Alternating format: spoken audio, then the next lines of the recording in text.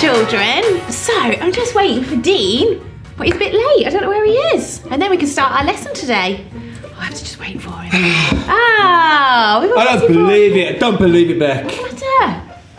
I just don't believe it. What's wrong? Well, I've been out there talking to someone. Yeah. And they said, all you have to do is find out what God wants you to do. That's our lesson today. Yes, what does God want us to do? Are you supposed to do that? Oh, easy. What do you mean it's easy? Well, I mean, I can't even find out what you want me to do sometimes. Listen, God tells us what he wants us to do. Listen, I've got a verse for you that will explain that. It's dead easy. Right, okay. Listen, Okay. Romans 12, verse 2. Do not be shaped by this world. Instead, be changed within by a new way of thinking. Then you will be able to decide what God wants for you. And you will be able to know what is good and pleasing to God and what is perfect. So God's telling us that he tells us what he wants us to do. But it says you can decide what God wants you to do. How can I decide what God wants me to do? Because I don't know what he wants me to do. Because how can I decide that?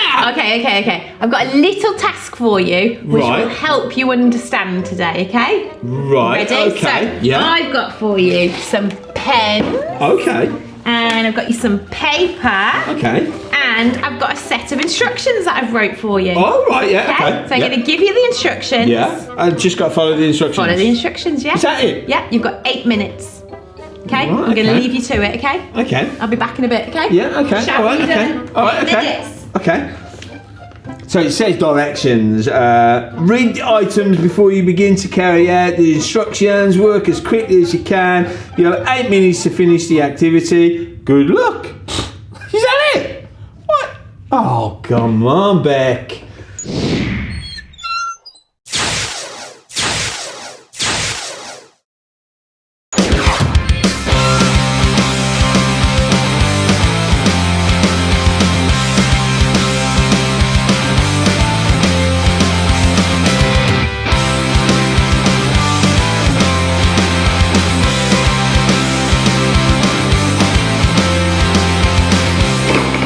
About 3 minutes. Becky! Hello. You done? There you go, Beck. All done. You've done it wrong. You haven't even looked. I know you've done it wrong. Well, there were 2 things that I didn't do on there because I thought I'm not going to even try them. I know you've done it wrong. You've not read those instructions properly. What are you talking about? Right. Look, this Yeah? is not what it's supposed to be. Read number 17 properly, all the way through. What, the last one? The last one. Read it out loud to the children so they can hear your error. Okay. Now that you've read all the instructions.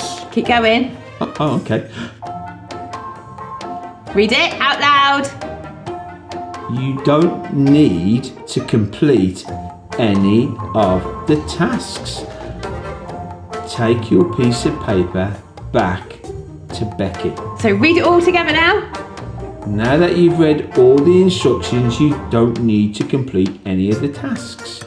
Now take your piece of paper back to Becky. So I should have had a blank piece of paper, Dean. I didn't need to do it. You didn't need to do it. But you didn't read all the way through and make sure you understood all the instructions. Okay.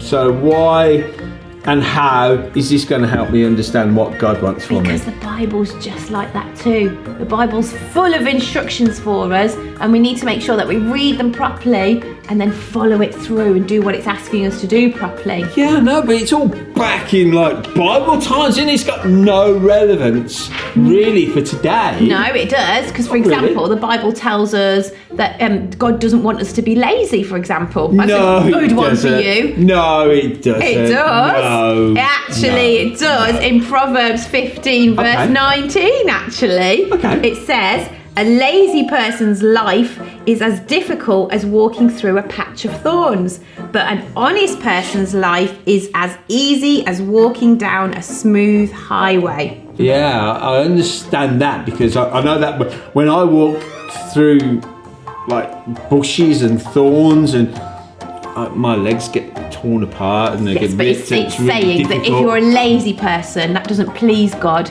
and that your life will be more difficult, whereas if you're an hard-working and honest person, God will help you more. But it also, Dean, tells us about your friends. And in the Bible, God is telling us that he wants us to choose our friends wisely. God says that in the Bible? He does, yeah. In Leviticus 18, verse 3-5. Listen to this. All right. It says, in the past you lived in Egypt. You must not do what was done in that country. And you must not do as they do in the land of Canaan, where I am bringing you. Do not follow their customs. You must obey my rules and follow them. I am the Lord your God. Obey my laws and rules. A person who obeys my laws and rules will live because of them. I am the Lord.